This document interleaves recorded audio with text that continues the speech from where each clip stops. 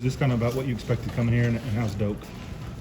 I thought the crowd was good. I thought that we weren't very good. I didn't think either team played particularly well offensively, obviously.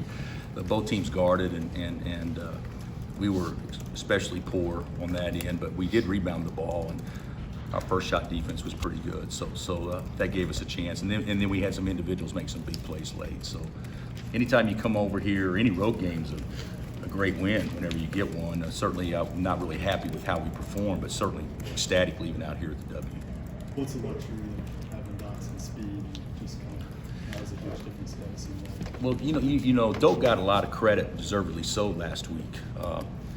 Getting 23 and 19 in a huge game. I mean, he was great today, but he had some help. He had guys throwing him the ball and creating angles for him and stuff like that. Doc gets 25 on his own for the most part because we didn't have a lot of guys offensively step up and help him. So I thought that was huge what he did because we really didn't have much going on at all except for him.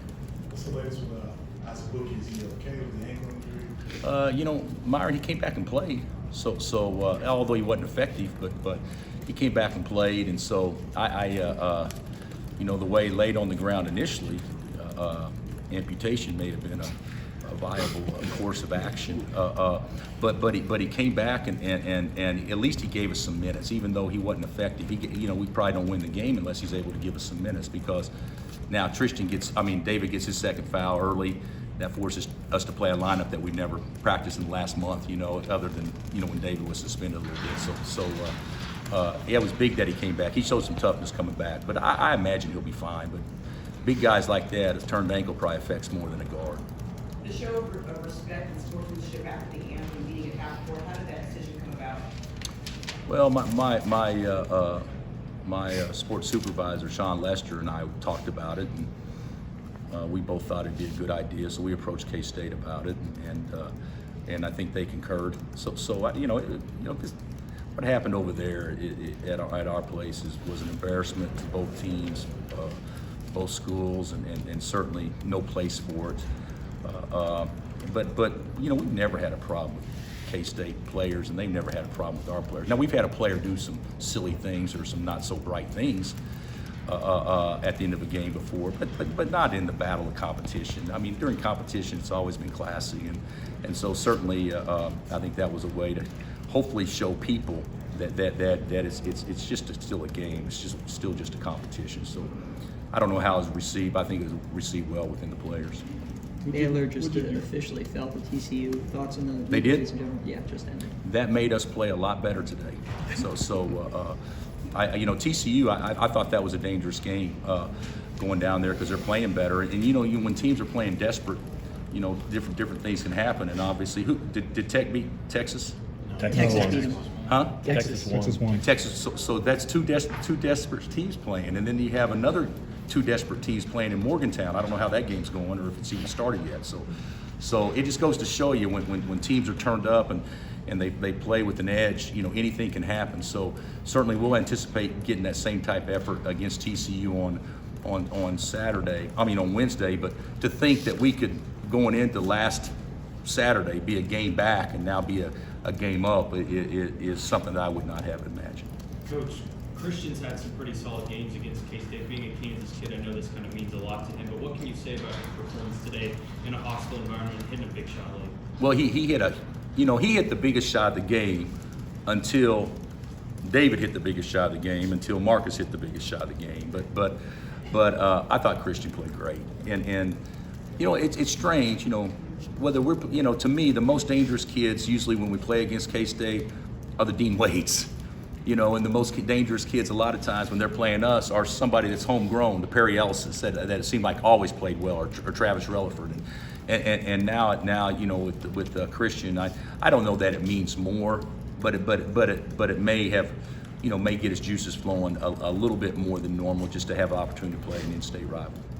He was good. How important were him and Moss just sticking their nose in there and grinding? Well, Ochai, we didn't get much out of Ochai and Doak because of injury, so.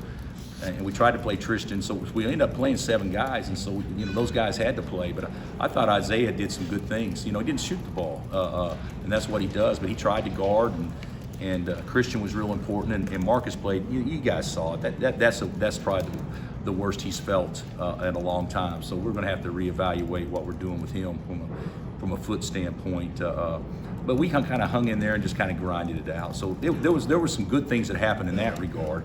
We got the ball in bounds versus the press, so that's another good thing that I can take home with us. But certainly, overall, our offensive execution was so poor. What did you guys do with Dodd? Anything in particular this week to get him rested? Any No. other guys? No, I think sometimes that rest is a little overrated when you're 21 years old. But we took our days off and went light. But certainly there was nothing special done. What did you think about how your team played without Doak for the last 6 minutes or so? Well, actually pretty good. I don't know what the score was when Doak went out, but I thought that, David, believe it or not, I don't know if you guys know, that's the first free throw he's missed in conference play this year. So, I was thinking, at least until we got to the double bonus, David would probably be good to have in the game, just from a free throw standpoint.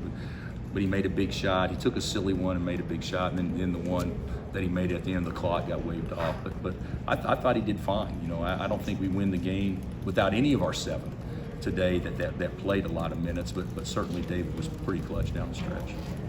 That Christian shot allowed you guys to kind of breathe. Yeah, I don't know what that put us at 5 or 6 or whatever. I don't know. I can't remember. So yeah, it was good. I mean, it's 48-46. I looked up there and I told our guys at the under 7 timeout, I said, "Wow, we're on fire. We scored 13 points in 13 minutes. I mean, it was bad. But they scored 14 points in 13 minutes. So that was going to be a game. Whoever got stops down the stretch was going to win. And fortunately for us, we scored at the end of the clock a couple of times. Are there more things David can do to be a little bit more effective than he was? I thought his ball screen defense was okay. I mean, thought he rebounded okay. But I don't know. He's obviously a good shooter from 15 and in, so he needs to shoot the ball. But I would say just keep doing what he's doing. He's kind of settled into his role and is doing it pretty well. All right, Coach. Thanks, Coach.